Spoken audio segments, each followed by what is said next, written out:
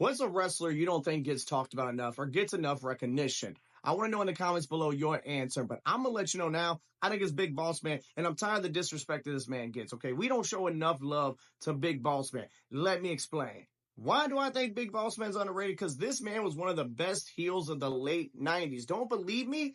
He went to Big Show at his father's funeral, hooked up the father's casket to a car, and drug it away with the Big Show on it.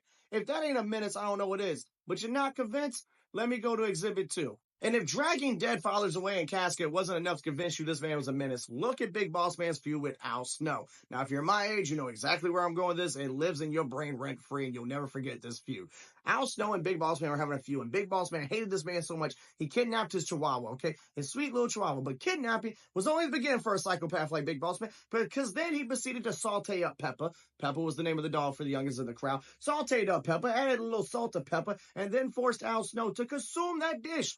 Think how crazy that is. Imagine that if your favorite superstar's pet got kidnapped and then the heel made them consume it. It's ridiculous, okay? This man was an all-time menace in the late 90s and early 2000s, but he also was important to a lot of memorable moments in wrestling. Let me explain on that too. First big moment I'm going to talk about is a lot of people forget Big Boss Man was involved heavily in the Survivor Series that The Rock won the world title and joined the corporation. Now, it looked like Big Boss Man was going to try to screw over The Rock, but ultimately he was helping him the whole time. One of the biggest swerves and one of the best actually executed swerves of all time, but we'll get to that another time. But Big Boss Man was a part of that.